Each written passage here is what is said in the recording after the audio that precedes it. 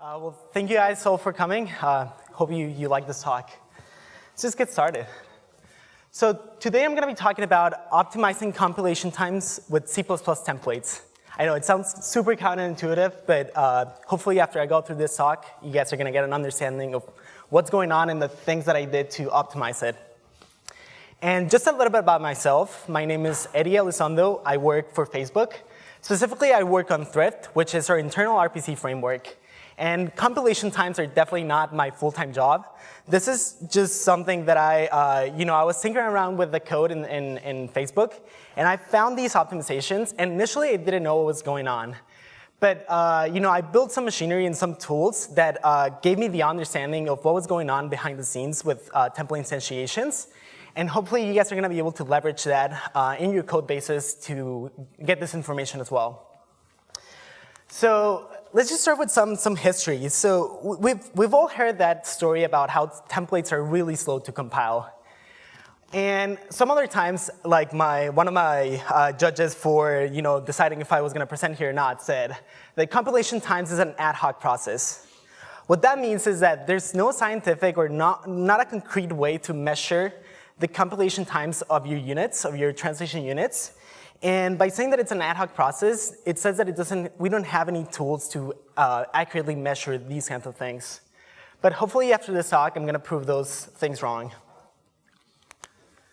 So before we start, I want to ask you a couple questions.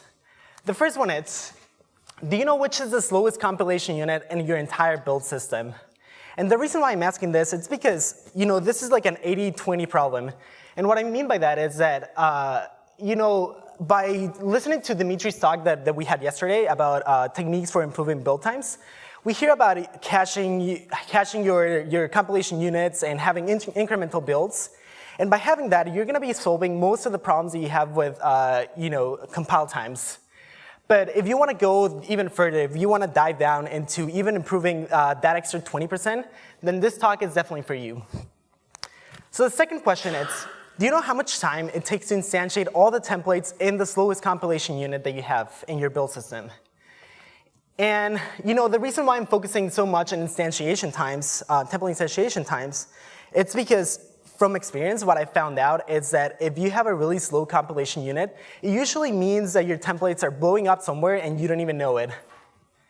And furthermore, do you know, out of those templates that are taking too much time to instantiate, do you know which is the slowest template that's slowing or bottlenecking the entire compilation unit in that translation unit? So in this talk, we're going to be addressing the latter 2 points. So let's just start with a really quick overview of what C++ templates are. It's specifically about how template instantiation works. So we all start with our source file, our .cpp file. And the first thing that happens is that you pass that source file to your front end, your compiler front end. Now, I'm going to be focusing right now on Clang because that's where I build my tools in, and it's really easy to expand Clang and add your own tools.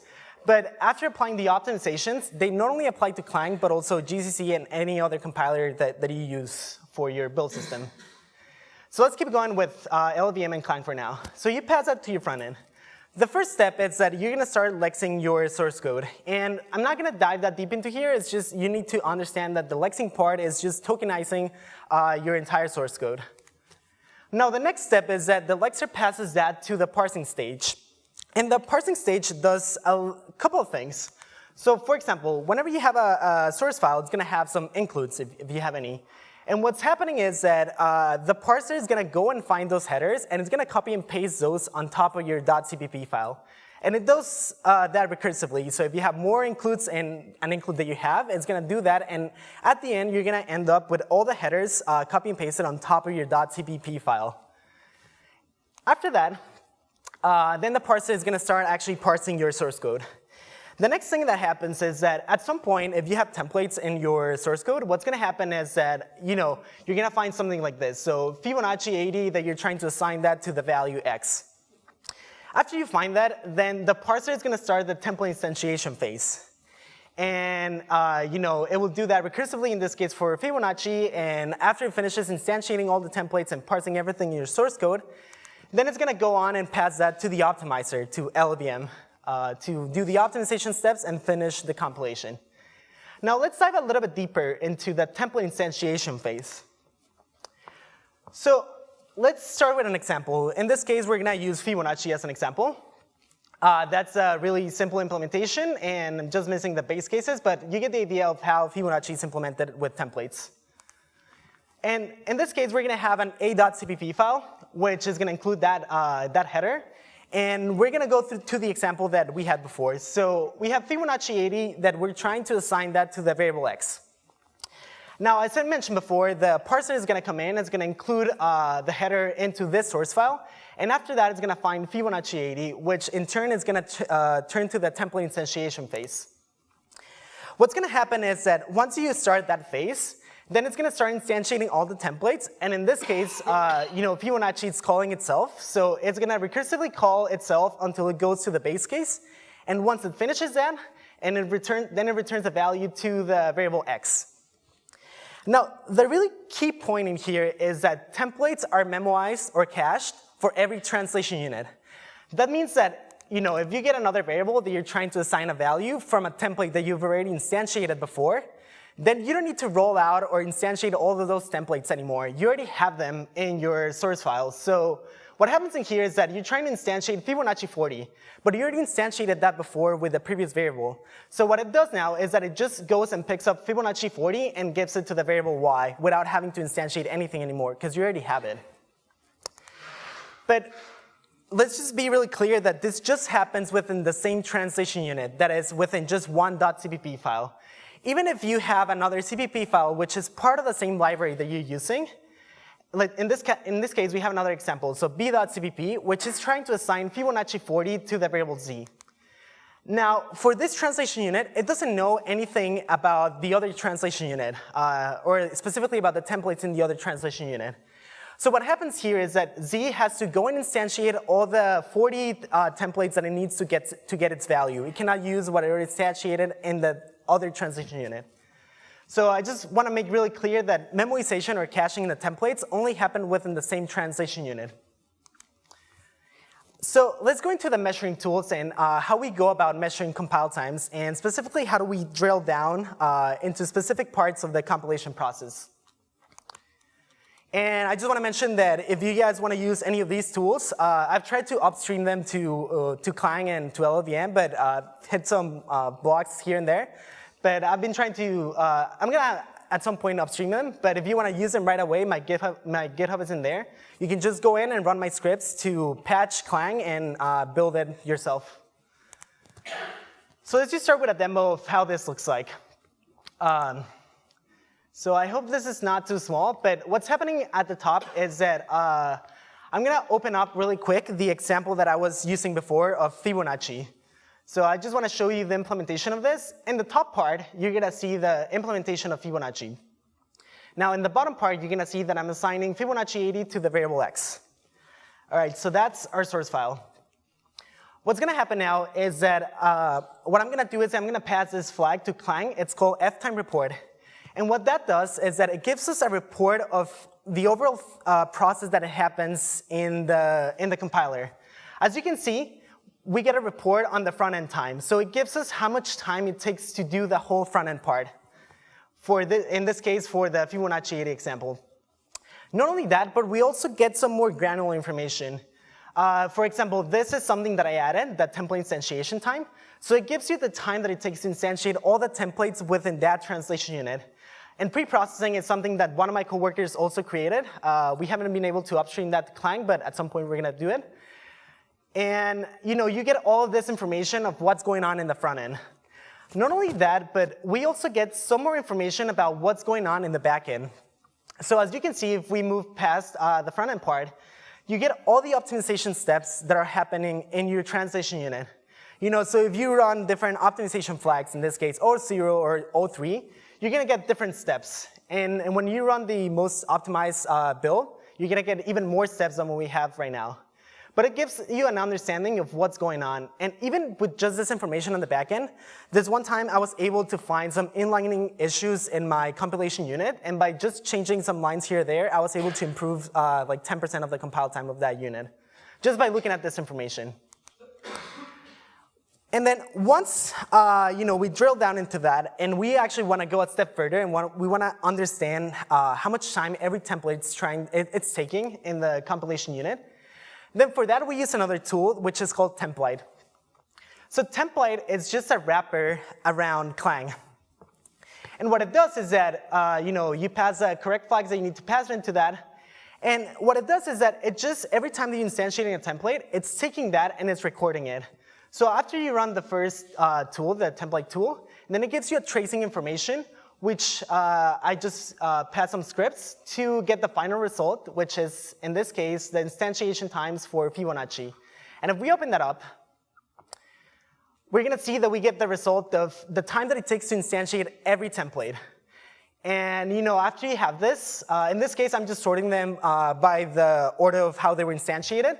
But you can apply more fancy sorting algorithms or something to sort them by the time that it takes to instantiate them.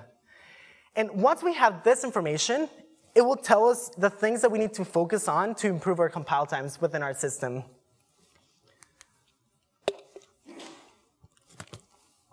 Now, just a little bit on the stuff that I work at. So I work with Thrift, which is our internal framework to do RPCs. That is, to communicate any client to any given server.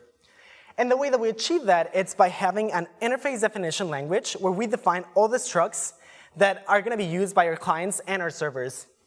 And the way that we achieve that is that we automatically generate the code to serialize and deserialize structs on the client or on the server side.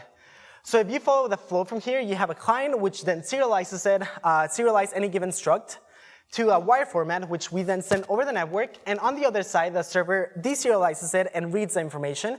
And then after it processes information, then it gives it back to the client. But the important part here is that we automatically generate the code to serialize and deserialize these structs. Now, we have this piece of framework, but then a lot of engineers started complaining that Thrift was really slow to compile.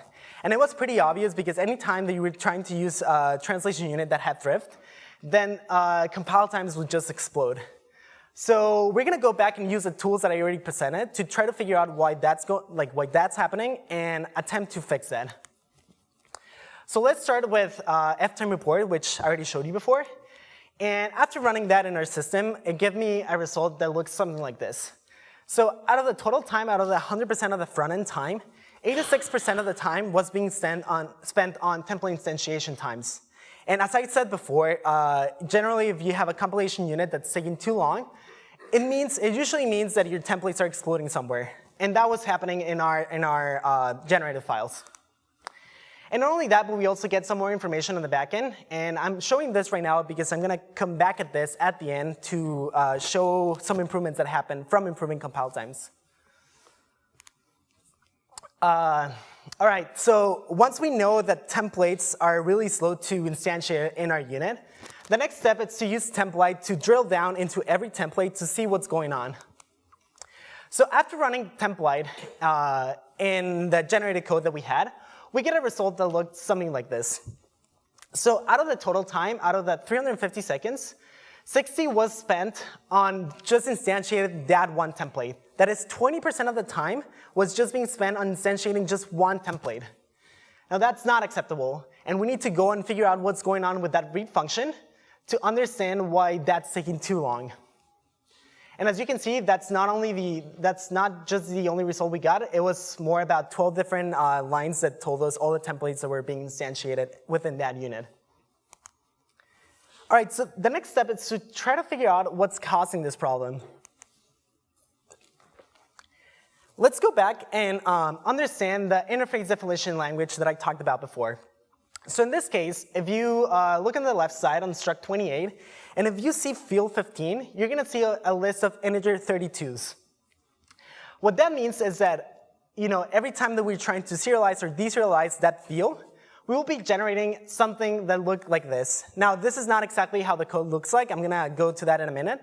This is just to illustrate the example of how that algorithm sort of looked like in generated code. Now, if we see field 76, we have a nested list of integer 32s. So we have a list of I32s. What that means is that whenever we're trying to deserialize this field, internally, we'll be just repeating the same code that we already had before from field 15. That meant that we were doing exactly the same thing for every template, for every field that we already had in our interface definition language.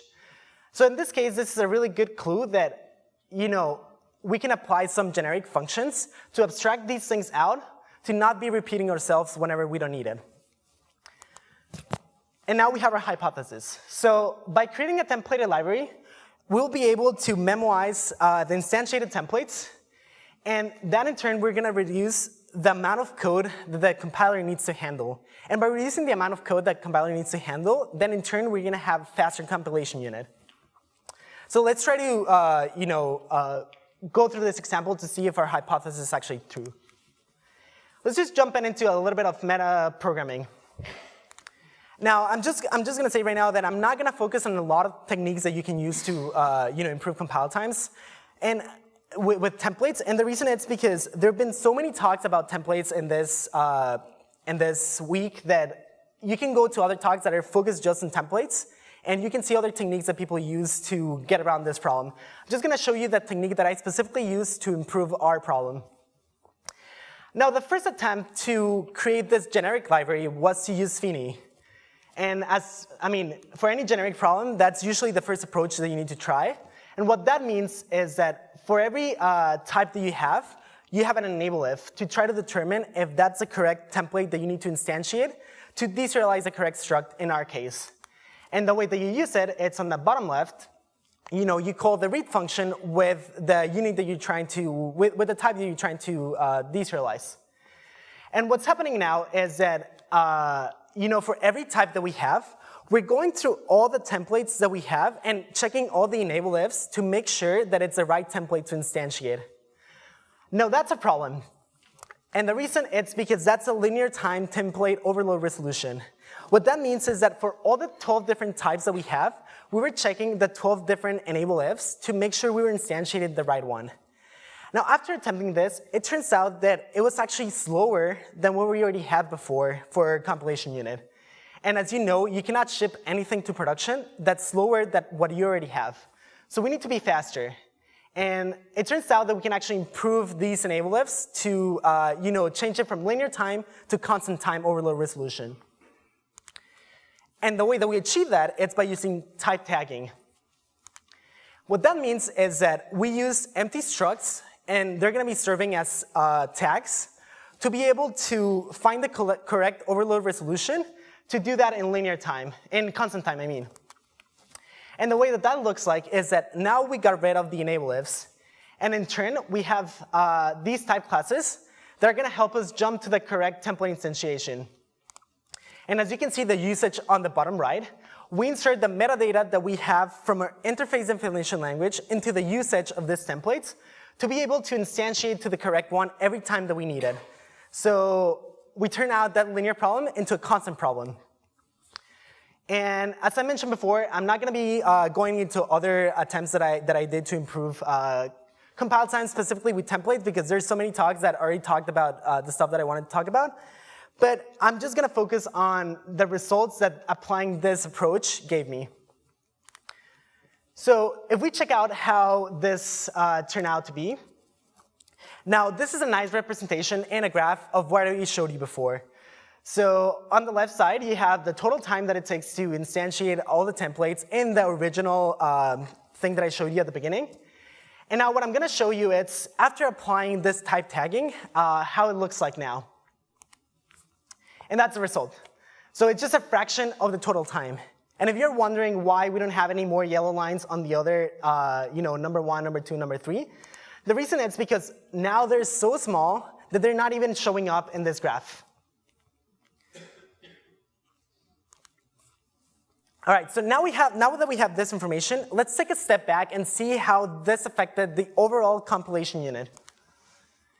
On the left side, you have the original approach that we had, so generating the entire code for deserializing every struct, and that's what I showed you before. Now, on the right side, you're going to see the new approach that I had by using the tags, the type tagging. As you can see, template instantiation time dropped by an order of magnitude. And not only that, but this has a trickling effect on the entire front end and even the back end.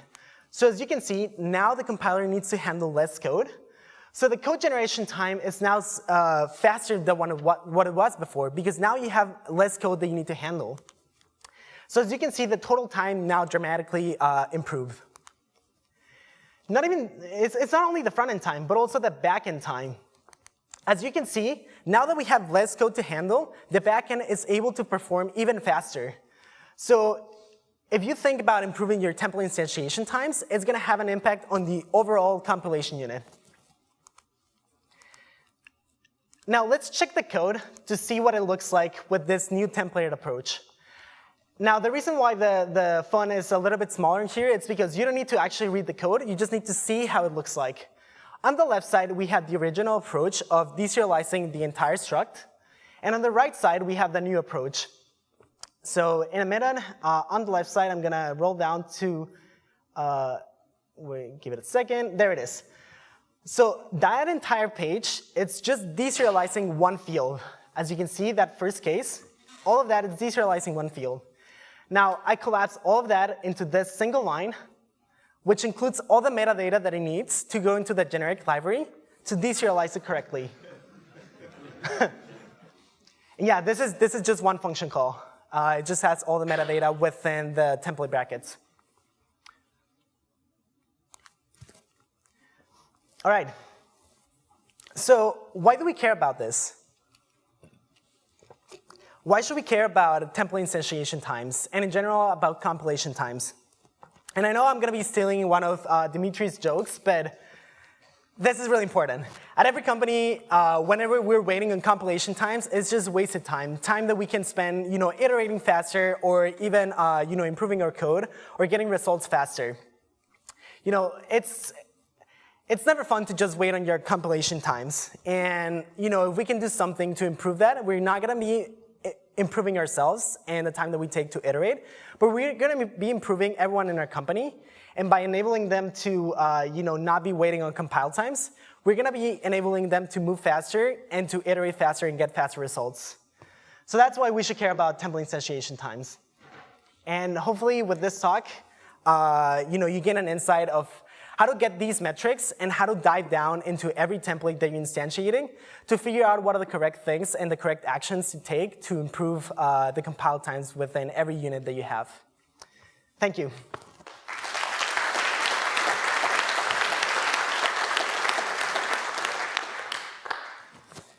Any questions?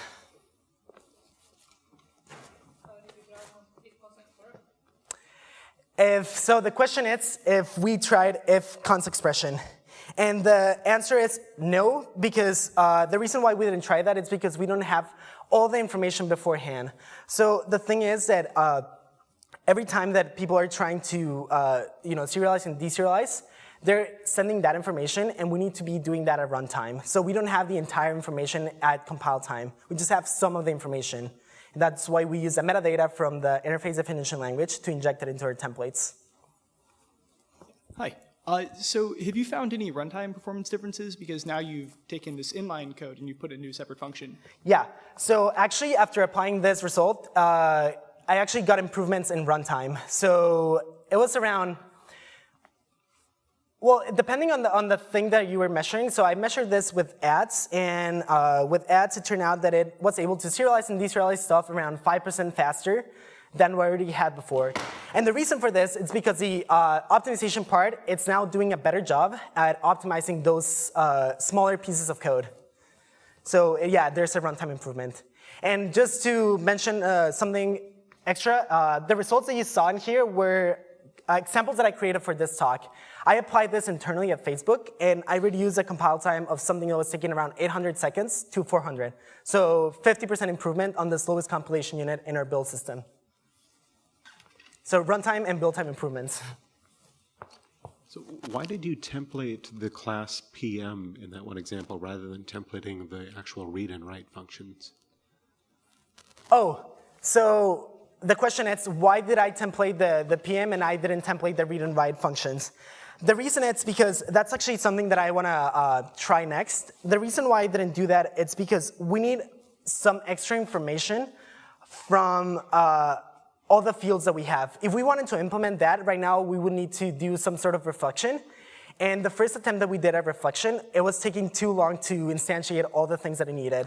And the reason we need reflection is because sometimes we need to inject information about the field or information about the type of the field. So trying to do reflection on the object was really costly in compilation times. But the next approach that I'm going to try is to do some sort of pseudo-reflection. So what if, on my compilation unit, I inject some extra information that I can pass into the template that gives me information about every field and every type. So now I don't need to reflect on the object, but I just read that metadata that I inject into my CPP file. Any other questions? I have a sort of a comment question. I've found that, so one thing I think is important to mention is that that template that's the patched compiler, right? Yeah. Yeah, so there have been things like that in the past, and because they don't get upstream, they fall behind. I wanted to say that, so you didn't mention anything about explicit instantiations or extern templates. Did you have any experience with that, Yes. or using it as a tool to measure, or even in your end result? Yeah, so that's actually something that we also leverage. I didn't dive that much into it, but it turns out that in the files that we generate for serialization and deserialization, every time that we're trying to use the read and write functions, so in this case, an example is going to be if you have another struct that depends on one of the other structs that you already have, every time that it saw that, it was attempting to do some instantiations. And the way that we improve that is by having the extern to just instantiate it once and be able to leverage that to not repeat the process that I already did before. So yes, we do that, and that actually helps with compile times. But the thing with that is, the thing why I didn't mention it, it's because you gotta be really careful, because I started overusing it, and it actually worsens the compile times. So that's why you need to be using these tools to actively measure the time that it takes to instantiate everything, because you might think that something is improving it, while in reality it's not. From my experience, and I think this is correct, when you do the extern of a template, it still does the full AST, does the full type expansion in the AST. It just doesn't generate the code on the back end. So yeah, if you spam extern templates, you're doing a ton of extra AST work. Yeah. I also found that was an interesting way, without using a patched compiler, to get an idea of, is my time going into the AST section of things or the code generation? Yeah. And for my particular example, I found out for me, it was about 50-50, and so I had to be very careful. Yeah. So that's the thing. Like now the idea with these tools is that it will give you all the information that you need, right away. You don't need to be playing around with then like adding something or removing something to see that it works. But yeah, you're definitely true. We should not be spamming by using extern. This will be our last question. Sounds good. So you showed the results for Clang. Does it apply to GCC as well? I mean, the compile time improvements. Yes, so I applied the same thing to GCC, and it turns out that it actually improved the compile time in GCC as well. The reason why I didn't show that is because the tools that I built were for Clang. That gave me the most information about the results that I got. But the overall compilation time in GCC also improved by quite some bit. All right, well, thanks a lot.